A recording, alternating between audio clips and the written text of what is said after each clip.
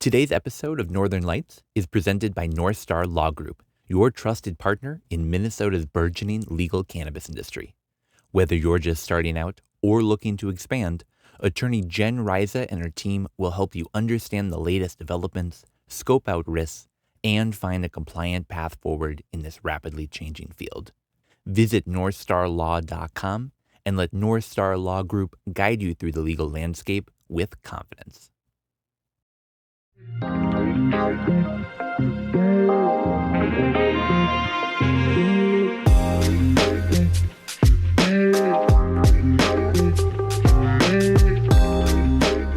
Hello. Hello, friends, and happy fall. I'm Shayna with Minnesota Cannabis College. And I'm Tanner, your co-host for today. Welcome back, episode 10. Yay! Double Tanner, digits. can you believe how far we've come? No, honestly, it's been amazing. I remember when we put out episode 1 just a couple months back, seeing the growth, seeing the amount of people that have really grabbed onto this and said, hey, this is really helpful. It's been really amazing. And we really appreciate all of you who have been tuning in and letting your friends know and sharing. We truly do appreciate the support that we've gotten here. Yeah, absolutely. So welcome back to Northern Lights. This is the Minnesota Cannabis College production. We're here to help illuminate on Minnesota's cannabis industry, and we got some pretty cool news to be able to share today. So we'll be talking a little bit about some updated numbers around cannabis businesses here in Minnesota. We've got an update on a family that's fighting for medical cannabis access at school. But first off, there was a pretty cool event, the Legacy Cup. Amazing. It was such a great time. So just to catch people up, if you've been living under a rock and don't know what the Legacy Cup is, it's the largest cannabis event in Minnesota. It allows businesses and consumers to get together to celebrate some of the products that are getting made. And boy, was there a lot of people there this year. A lot of people. I believe they said over 12,000 people, double from last year, which I heard was very cold. And this was my first year, so I didn't know what to expect, but I was glad it was sunny and warm and humid, but it was just amazing to see all of the businesses and, all the people that came out to support. So it was amazing. So shout out to those guys over there, everyone who was involved in pulling it off. Great job. And I can't wait until next year. Yeah, there's too many people to give shout outs to. Really, It was such a large team of people throwing the event together. But truly just shout out to Legacy for such an amazing event. Yeah. As you mentioned, it was twice as large this year as it was the year before. And last year was twice as large as the year before that. So it's just been a huge growth. This is only year 4. Wow. And they had more than 12,000 people come out for this event. And also I was excited to see the legendary The Far Side, which just brought back so many childhood memories for me. So it was just amazing and a great vibe and experience to, be a part of. Yeah, for sure. So there was awesome music. There were great cannabis products, but there was also some really good food. There was some pretty fun events that people competed in. It was all in all just an awesome day. Yeah, it was. So we wanted to give a couple shout outs to some of the winners because while the Legacy Cup is a lot of different things, it's really an award ceremony. It's an opportunity for us as the cannabis industry to shout out some of the amazing people that are making products here in the state. So we want to talk through some of the awards. Now we're going to focus today mostly on those THC awards. We're going to come back to the CBD ones a little bit later, but let's sort of run through what some of those big awards were. So the first was Most Innovative Beverage by The Stash, which will do a nice taste testing of a couple of their products, which I'm really excited about that. So shout out to The Stash.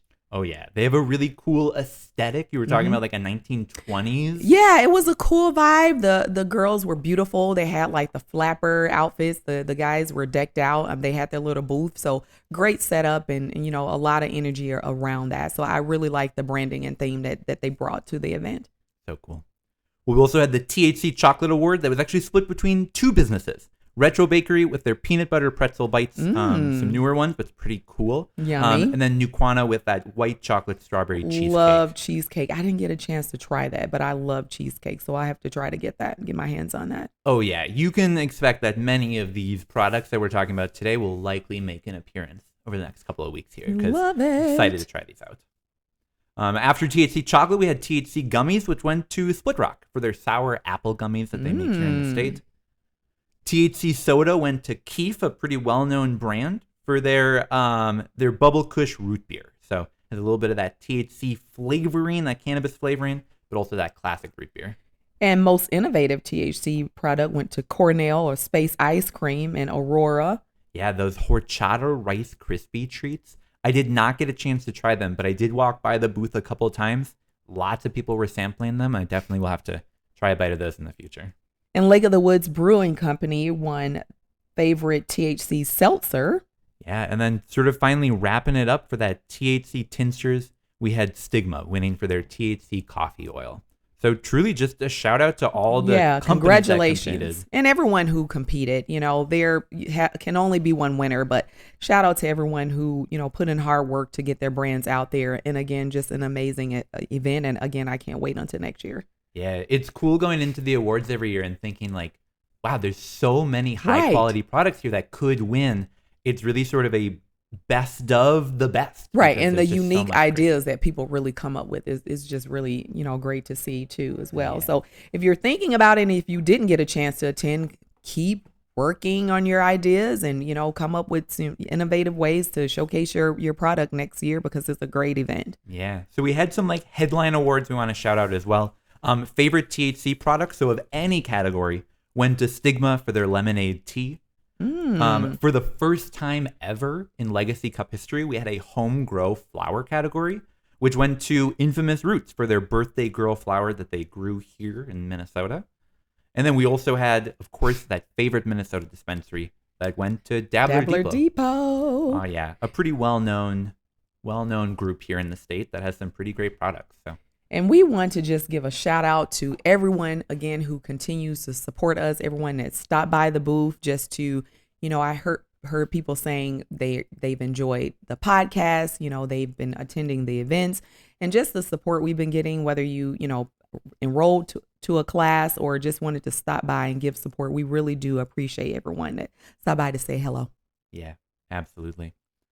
So we want to move on from talking about the Legacy Cup a little bit to giving an update on some cannabis business news here in Minnesota. Uh-oh. So if you listened to the last episode, which was released October 2nd, so right after that deadline to register sort of came out, you know that there were a number of businesses registered, about 1,250. Wow.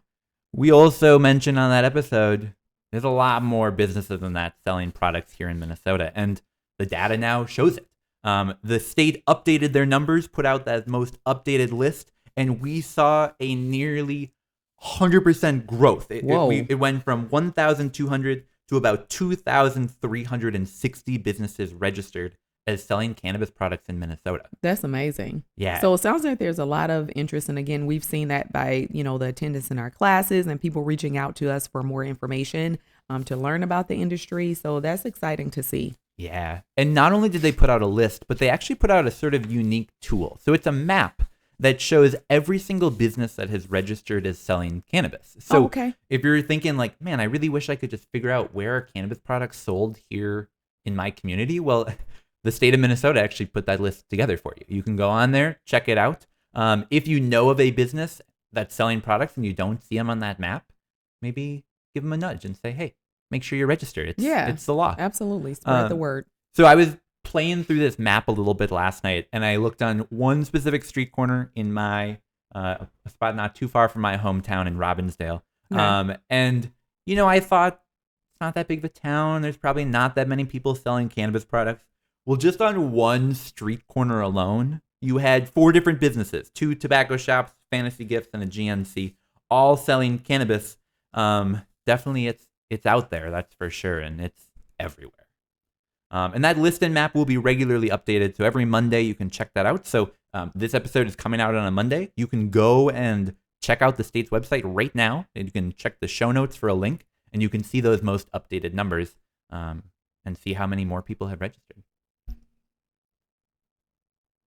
All right, well, before we jump to our interview in just a little bit with Phillip from Nomatry, I want to talk a little bit about a story that we talked about on the last episode and give a pretty exciting update to it. Yeah, we're excited to hear about that. Yeah, so Crystal Mattis, a 7-year-old who is a student in the Elk River School District, we talked about how the school was telling her, you don't have a right to have cannabis here at school, and we need your parents to take you away from school to be able to give you your medicine. We talked a lot last week about how that wasn't really fair, and it appears that the district now agrees. Sort of a pretty big update since we last posted our episode. That Elk River family has said that the school has since reached out and said, yes, you can come and administer medicine on school property. And that's so great to hear. Again, we just want to emphasize that the importance of cannabis, and that's why we're here to really break down stigmas and make people aware that there are so many people, including children, that really rely on this, for their overall well-being and their health. So, absolutely. In the article at the Star Tribune Post, they talked about how there's more than 400 minors, so people under the age of 18, that are medical cannabis patients here in Minnesota. Safe to assume almost all of them, if not all of them, are students in public schools. Right. They need access to their medicine just like any other student of any other medicine. Right. So amazing to see this change. Glad the school has sort of made that change. But we do want to shout out that the family has said, this is great, but it's really not enough. It's an inconvenience for parents to have to leave work and to come and administer medication to their student when really, if it was any other medication, the school nurse would just be doing that. Right. So, and as a parent, it's already hard, and so adding on this factor. So we're just so excited and glad that this was, able to work out for Crystal and the family. 100%. So we're hoping that the legislature takes up that push in the next session, really giving that affirmative permission to school staff to be providing cannabis medication to those that are prescribed it. Mm-hmm. So hopefully more to come on this story in the future. But we just wanted to give that a shout out because it is an incredible update. Happy news. Happy news. Absolutely. So we're going to jump here in just a minute to our interview with Phillip from Nomatry. Exciting. Our new friend. Oh, yeah. It's an awesome interview. You get to hear a little bit about what led him to start his business, but also get to hear him sample some products and talk a little bit about the products that he makes. So I'm pretty excited for it. When we come back, we're going to be doing a very quick follow-up on the story of Aaron Dupree, the state's Office of Cannabis Management named director. But first, let's jump to that interview. We'll be back.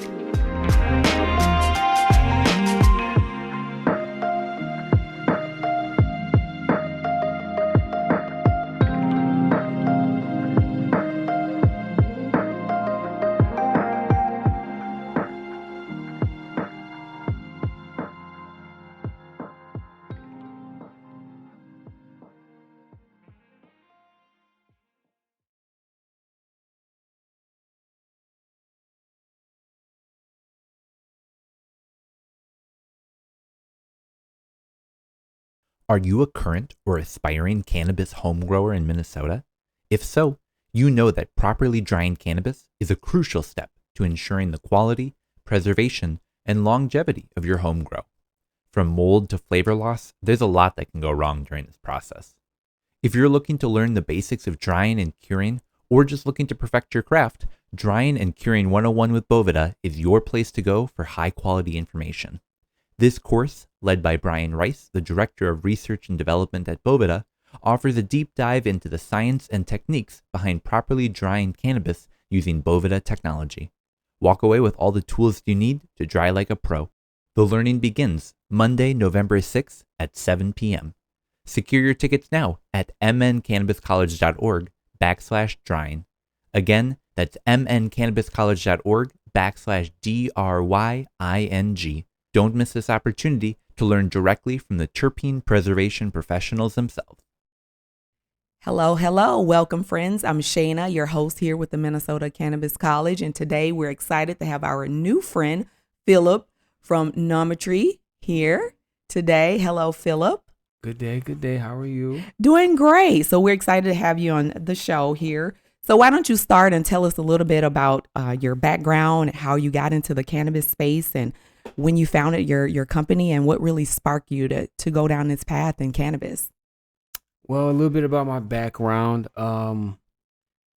Starting from now, I won't go from my childhood, but essentially, I've been in the restaurant business and industry since I was 16. Oh, wow. You could even say 14. I used to work at a Bunker Beach up in Blancombe Rapids area. Okay. I used to work over there in the concession stand. So, we was frying up cheese curd, doing all that. So you're a natural. Yeah, it's been doing this for a while. Okay, great. So you had that industry background. So what led you in terms of cannabis, where you woke up one day and like, I want to have my own cannabis product? It stemmed from my time in the beer industry, really. But even before that, I knew that I wanted to get into the cannabis industry since I was like 18. So it's been a while since I really understood and appreciated and was fascinated by anything, the concept of it, the technological nature, the organic compounds that reside within the plant and the herb, the healing aspects of it. So it's always captured my attention. I just, being here in Minneapolis, Minnesota, you don't really know. They was dragging their feet. So, right. Yeah, but it was okay because like I got to get ready anyways. So right. Essentially that concept started coming together when I brought the concept around of Nomatry, which had been around for a few years. I was gonna do clothes, but I decided to plug it into the THC beverage business through my relationships that I've established in the beer industry. So I had some good gentlemen approach me and say like, you could do this here. Right. Essentially, they just like, hey, what's up, man? What you doing? What's up? I was like, oh, this, that, the third. They're like, you want to do this here? Like, you can make these beverages, and do you have like an idea for a company or name? I'm like, absolutely. I've had this concept for a couple years now. Let's rock with it. It's like I always say you got to stay ready, so you ain't got to get ready. Absolutely. I had low key been ready and been building what I want Nomatry to be, and I adapted it to this as it was naturally going to be anyways. All is as it should. You're exactly where you're supposed to be. Divine. I love that. Yes. So when was the company founded? And that's a very unique name. Where did you come up with the idea? The company was really founded at the beginning. It's like officially under like Minnesota state license in January, very early on this year. Yeah. So I finally got it legalized, legal on paper in January. The name comes from, it really stems back to my Instagram name. I've had Instagram since it first came around. Okay. So that's like 10, 11, 12 years now. I got called old the other day for being like, what? I know, right? I've had an Instagram since it came out. I got called old. But anyways, everyone's on TikTok. I know, right? Like, goodness. Yes. Anywho, my name on Instagram is Phillip Nomatry. I created that name from just, all right, cool. Trigonometry, geometry. I'm like, well, this Instagram page is going to be the study of myself, like a little diary, you could say, or just an observation looking onto myself with, other people can do it, obviously. But yeah, it stems from that. So I just took off the filling and I put the Nomatry, and I created Nomatry, which is the study of yourself, period. That's what Nomatry means, to study yourself. Love it. I love it. Look at you. Your mind. I love the way that you think. So kind of walk us through the process of launching a product. And you talked about that the beer industry is very challenging. And we know now with legalization, a lot of people are very excited to learn, how do I get into this business? So let's kind of talk about some of the highlights of starting your business, and what type of advice would you give to people in terms of the obstacles and some of the challenges to expect coming into the cannabis industry? It never goes as you think it would, or as quickly as you would like it to. I know that's facts. I'm sure people have heard that before if they look into business stuff or talk to people. It never goes as quickly or as streamlined or straightforward as you think. Expect that, but always know that with perseverance, you're gonna find your way. With that being said, things that you would need or to get it off the ground, or get it from page to project to something tangible in your hand, it takes time, patience, and money. Like, as all things, but like in the cannabis industry, you gotta have a little know-how as well, as far as like laws and understanding what you need to have to be compliant, what you require. Just like the can aspect of like the label is what took the longest. I probably could have launched in May. Right. Okay. Wow. So the packaging and just the detail and branding is very important to any business, I think. Absolutely. I think that should be paramount on your list of things to focus on. So make sure your brand is tight. Make sure you're happy with it. You can be proud of it, and don't be afraid to, don't be in a rush. Just don't be. Your timing is going to be your timing, as long as you stay the course. And because if you rush something out and it's not really what you want, then that's kind of up to you. But you're gonna represent yourself as proudly as you feel about the product. So if you're not proud about something, you're not gonna ride for it like you could. Like that was my thing with working for other businesses. Like they wanted me to be sales and do things, but as I got older, and understood the value of yourself more and understanding that these guys, you know, they go about getting their profits off of my efforts. I just never really rode for another company like I can ride for myself. Absolutely. Nobody will. Right. Nobody It's your will. baby. Yeah. It's different. Yeah. And you talked about legalization, and, you know, we went legal here in Minnesota on August 31st. So tell me, what are your thoughts around that? What do you think Minnesota has gotten right? And where do you see the areas of opportunity that you hope or foresee in the future as we go towards full legalization coming up in 2025? Yeah, man, that's coming up quicker than you think, man. Yeah. As far as what they got right, they did it. They finally stopped dragging their feet. Yeah. And if it needed a little bit of slippity doodah in the bills for people to sign it to make it, they should have did this 10 years ago. But you know, for some people, ain't much changed. Right? How Right? so? What do you mean? I mean,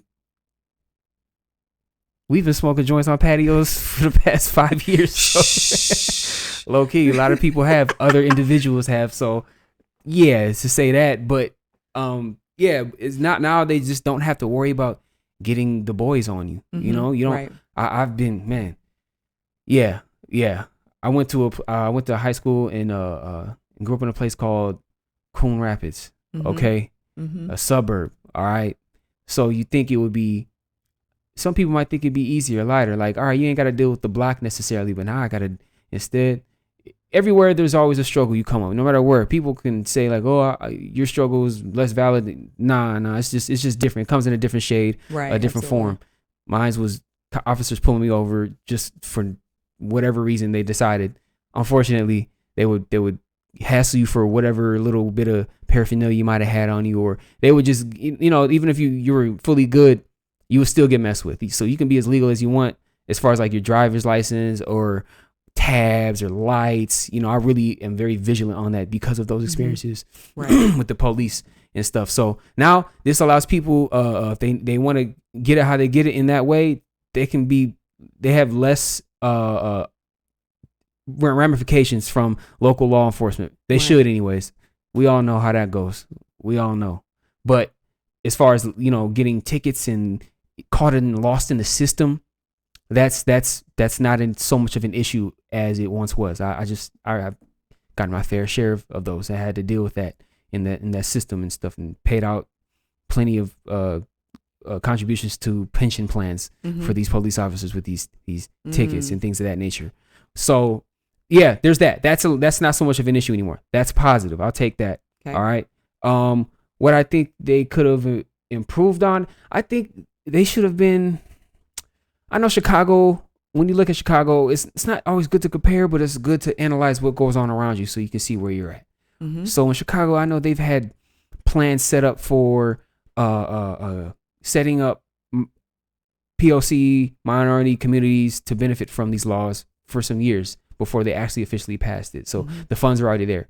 Now right now we're just starting. So now the funds from tax dollars that we generate and pay to the state is going to go toward, a portion of that is going to go towards get these programs set up to help aid and bring benefits from this legalization to impacted communities, impacted people. Forms of reparations. Correct. Yeah. Forms of reparations. I almost kind of don't like that because that's their way to say, see, we did reparations.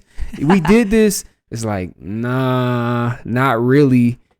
You strong emphasis on form, not emphasis on actual reparations. That's how I feel.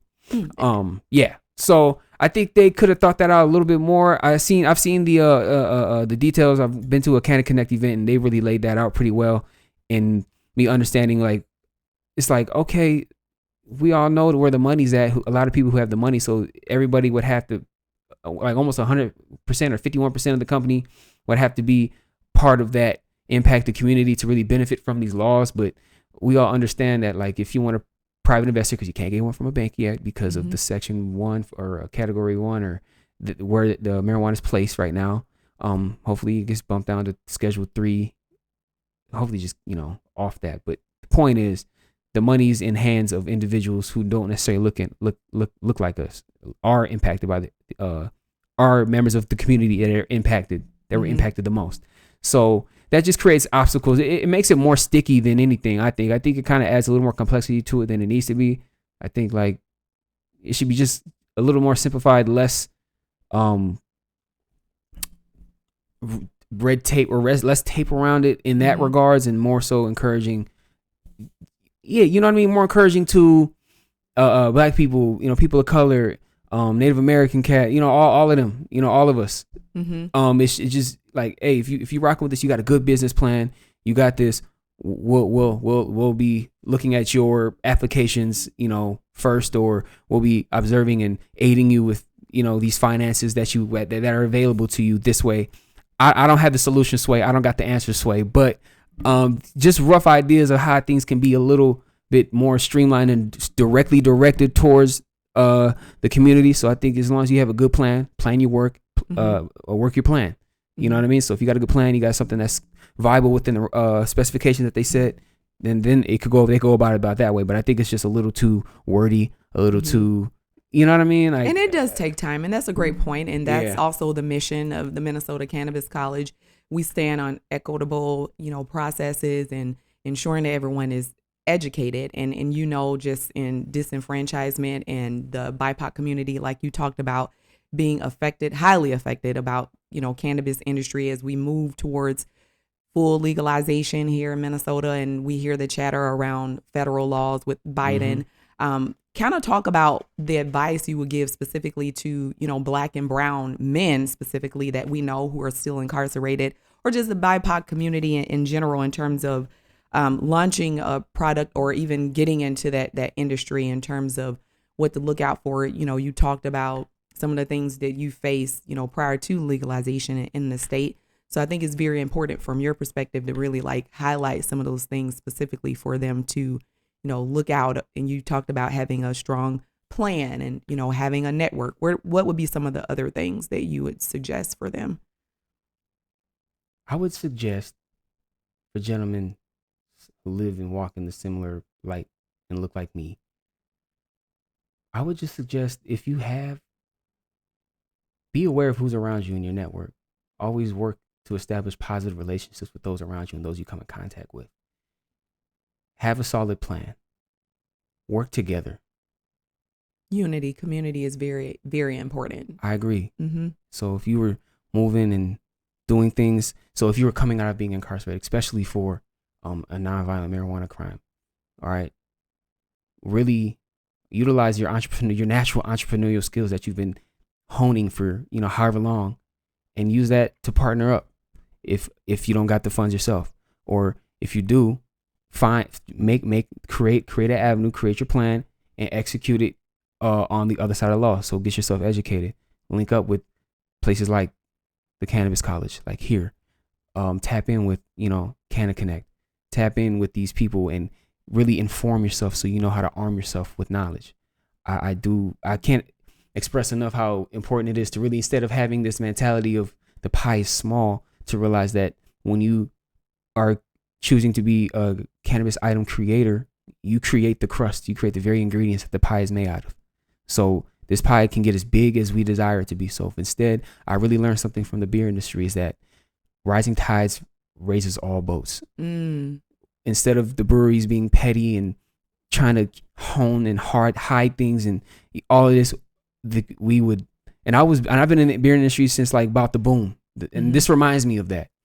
So yeah, get in as soon as you can before the regulations get even more skewed and complicated. Perhaps I would encourage, if that's a viable option, I would encourage being willing and open to collaborate with others that are around you. So if you guys share a similar vision, like maybe put your heads together and see if you can come to an agreement and figure something out together. I really want to encourage that, because these breweries would do collabs with each other all the time, and they're all, a lot of these breweries are going on 10, 8, 7 years old, 12, and that you could say they would have made more money just doing things on their own, but I really believe that with the synergistic connection that they all sharing ingredients. I remember, we would go, Insight would get plugged in with Uda Pills when they were opening, and Uda Pills would tap in with Insight, and they would like, hey, you got some yeast that we could use, or we need some Utopia hops or something like that. Oh yeah, we got these. We haven't used these. We're done. Old school. Yeah. Trading, switching up, buying. You know what I mean? Just working together. Like, all right, cool. I got this. Oh, I need this. Cool. Let's get that.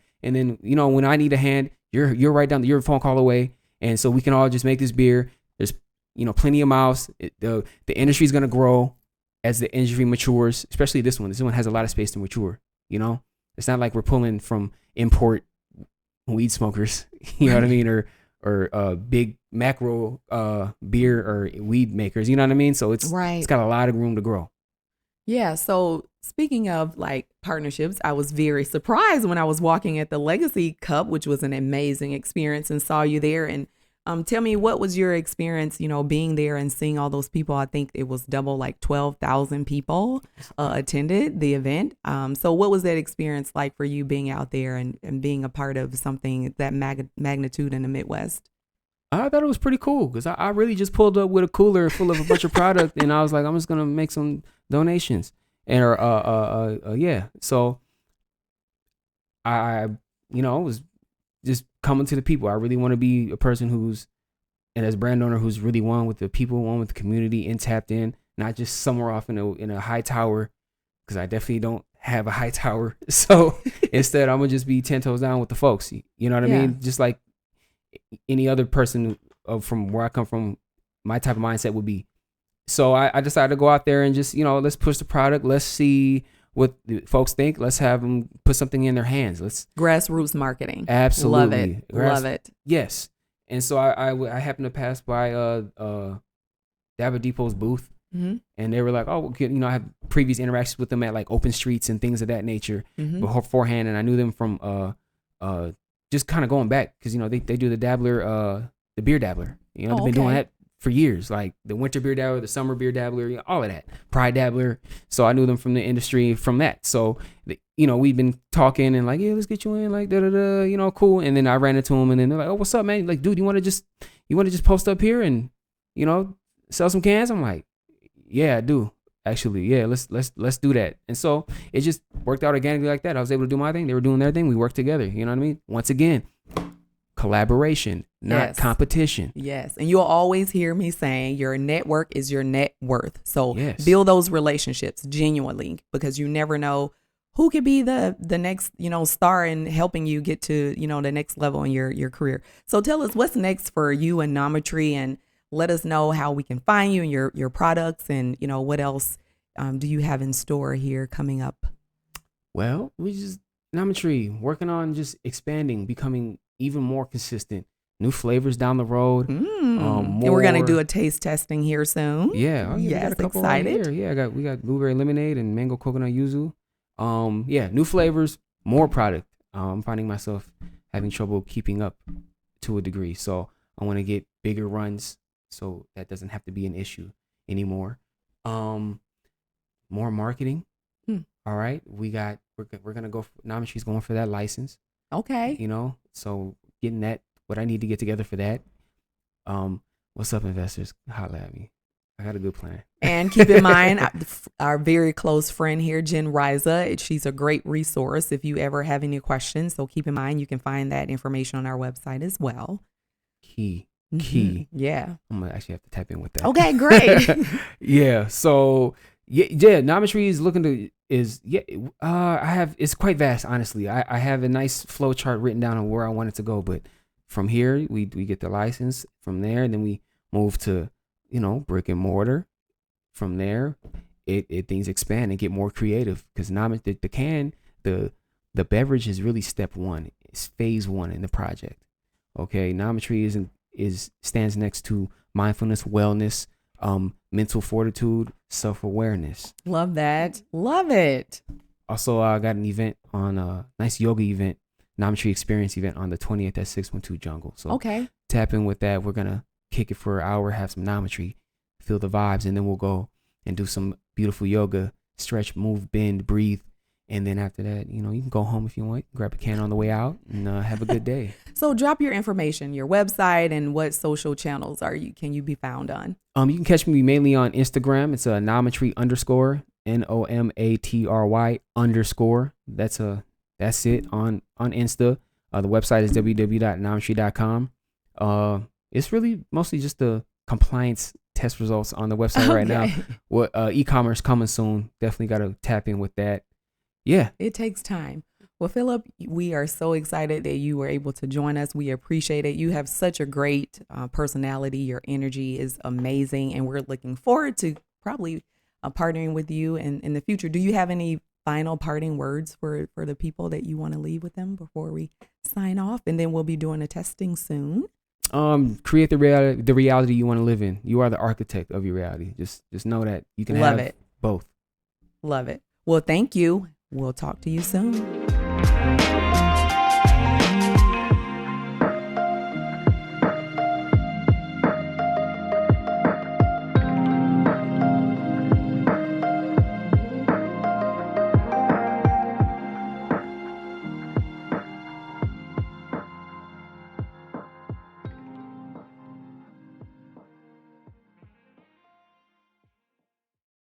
All right, friends, we are back here with Phillip, and we're going to do a taste testing. He has 2 delicious looking beverages for us to sample. So, Phillip, tell us what you brought in for us today to do a taste testing with. Well, the first one I have is the mango coconut yuzu. It's 5 milligrams of CBD and THC. In addition, I have the blueberry lemonade. It is 10 milligrams, 10 of THC and 11 of CBD. Okay. The cans, look for the black and gold crown cans. I'm a black man with a gold crown. Okay. I love it. Yes. Look for them with the reverberating waves radiating out of the vortex of inner focus. A lot of detail to the packaging is beautiful here. So why don't you crack the cans over and pour it up for us, and we'll see. On what my focus for the mango coconut yuzu. My focus for each of these flavors is to have natural ingredients, no artificial flavoring, real fruit purees is what's in here. So okay. It's just a bunch of crushed up fruit, real water, real THC. I'm not really here to poison the community. I want everybody to just actually, indulge in THC and cannabis use and still be good for you. I don't need it to be, because smoking wasn't no calories. So why should drinking it be? Right? So why should drinking Good it point. be any worse I love for you? that. Okay, so let's do a toast here. Cheers. Cheers. And I love mango. It's one of my favorite fruits. I'm not really a coconut fan, so I'm really excited to see how these flavors mix together. Okay, let's drink up here. Okay. How you feel about it? It kind of has more of like a beer taste. You getting beer from it? Yeah. Now I'm getting the flavor. You getting a little bit of coconut? Now the flavor is, once it starts to settle on my tongue here. I wish it was colder. Now I can kind of taste the flavors. At first it was, and I'm not necessarily a fan of beer, but then I like that it is subtle. Now I'm starting to like taste some of the mango. Like the coconut is not overpowering. I didn't want the coconut to be too overpowering, because coconut tends to do that in flavors. Sometimes it's like a bully. Sometimes it'll nudge everything else out the way. And now, do you ever mix these with anything else, or you just like them straight? You have them straight. You have them cold. You can mix them with some whatever beverage you desire. Really. Okay. Like you can, if you want some rum in there. Okay. You want mixed drinks. Some, tequila or on ice. My friend likes the blueberries on ice. Okay. Now next, which one are we tasting here next? We have, this is the blueberry lemonade, which I love blueberries as well. Antioxidants here. Let's see here. Shake it up. Okay. So the berry is very strong. Yeah. I wanted. The blueberry. In there. Yeah. Now I like this one. This is probably my favorite between the two. Mm-hmm. Okay, good. Yeah, the berries in this one. I didn't want to be too shy on any of the flavors. So yeah, when it's cold, it's good. You guys got this one pretty cold, so. Yeah, I like it. Okay. Now, do you have any, are you going to put any of like recipes? Because I have like some ideas when you were saying the tequila. Maybe you can throw some recipes for the guys when they inviting their lady over, for a nice nightcap or something I like hear that. you on that one. So if you want to go, if you want to rock NA, maybe okay, just off the top of the dome, you could do okay. You got the blueberry lemonade, you got Mm-hmm. that. So there's your active ingredient for the NA version, Mm-hmm. right? So then you got that. Then you could possibly add, oh, maybe let's see here, off top of the dome. What goes good with blueberry? A lot of things go good with blueberry, but maybe some simple syrup if you want to sweeten it up. Okay. Then you could go ahead and put a bitter in there, perhaps just some Angostura bitters. Okay. Okay. Then This is kind of foreign to me because I'm not really a drinker. So that's that you're educating me on this, all this. yeah, What you're saying. If you people bartender working at the bar, you often see them using bitters and anything just to balance things out. Okay, Something okay. sweet, you want something to balance it out. Gotcha. Or citrus even like maybe a lime to differentiate. I like that. Little bit of simple syrup, lime. You got the blueberry lemonade, and then if you wanted to stretch it a little bit more, you could. I don't want to say a soda, maybe a juice of some sort. So maybe more blueberry juice. Oh, like an okay. actual just straight blueberry juice. You could write like that, or you could do actual already pre-made lemonade juice or something of that nature. You could also write like that. So you got a few options, but yeah, you So I can kind think of modify any recipe you desire. Yeah, I think they're both great. The taste, like I said, the blueberry is probably my favorite. Great for, like I said, if you want to have a nightcap with your lady or your gentleman or any cookouts and barbecues, Nomatry has you covered. Indeed. Okay, next we're going to do a taste testing on actually one of the THC Cup winners at the Legacy Cup, the Stash, who won Most Innovative Beverage. So we have Phillip, our friend today. He's going to join me, and we're going to do a taste testing, and we have 2 flavors. We have Mojito Cabana and Pina Colada, and there are 8 milligrams of hemp-derived THC, the mocktails. So first, let's go with the Mojito Cabana. Let's try it here. See what you think. It's green, nice color. That's really sweet.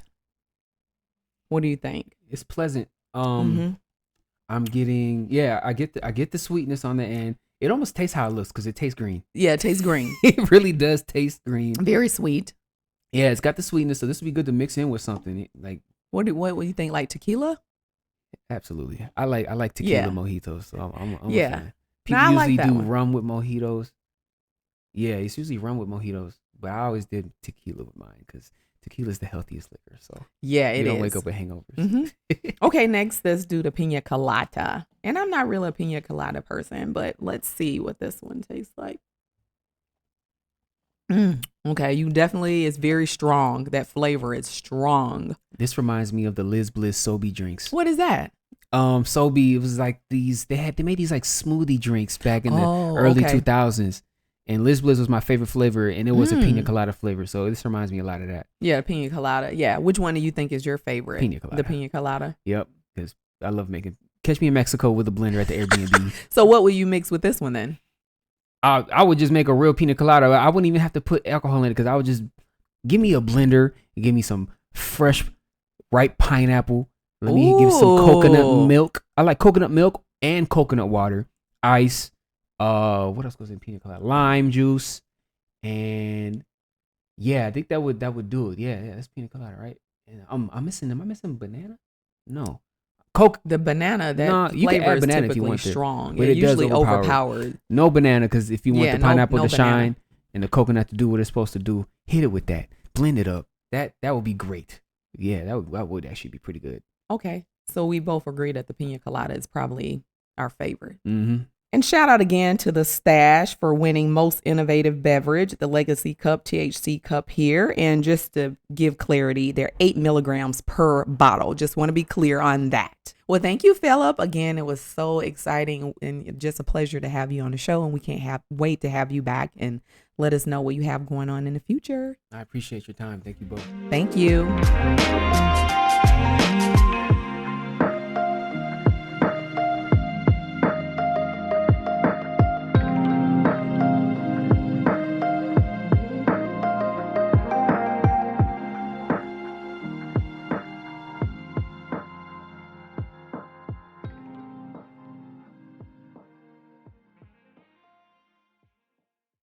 Okay, friends, we're back. So, Tanner, let's kind of talk about the update for Aaron Dupree. What's the latest on that? Yeah, so this has been an ongoing story for weeks, as I'm sure our listener knows. You've probably heard the emergency podcast we did when she was named, Whew. and then like a day later when she resigned.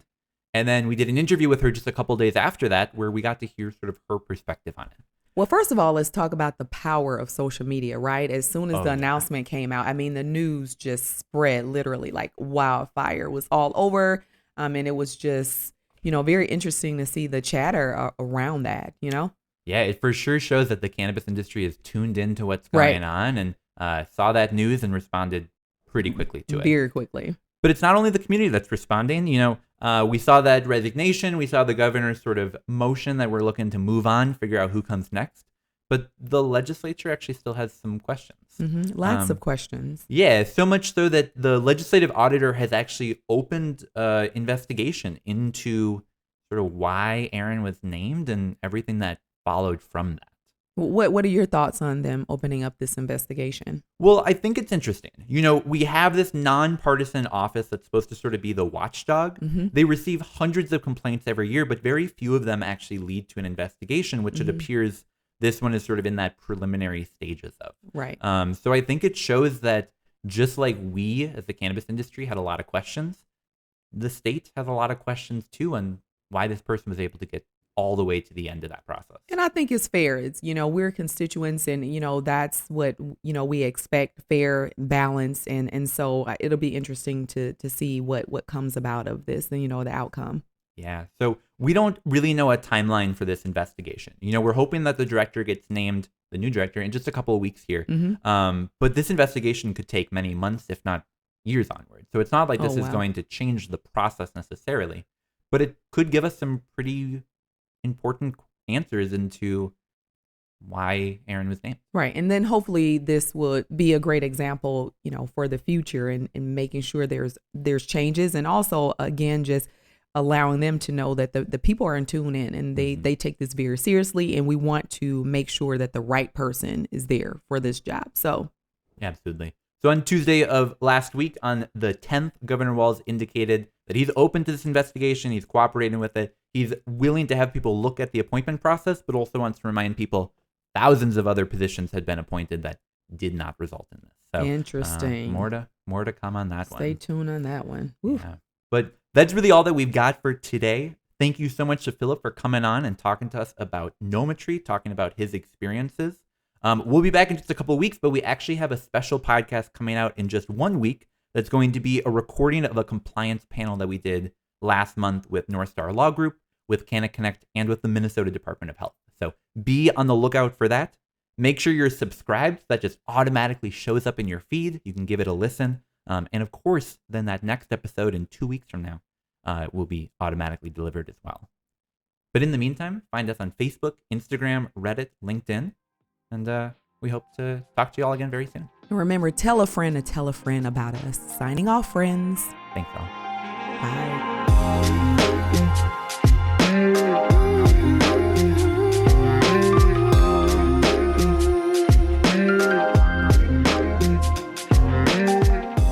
Northern Lights is a Minnesota Cannabis College production. This episode was produced by me, Tanner Barris, and by my co-host Shayna Payton. Production assistance from John Barty and Marcus Harkis. Special thanks to Phillip from Nomatry for coming out and sharing his background and insight. Today's episode is presented by North Star Law Group, your trusted partner in Minnesota's burgeoning legal cannabis industry. The information provided in this podcast does not, and is not intended to, constitute legal advice, but is instead for general information purposes only. Information shared may not constitute the most up-to-date legal advice, and no listener should act solely on the basis of information provided without first seeking their own legal counsel. The opinions shared reflect those only of the speaker. Please listen responsibly.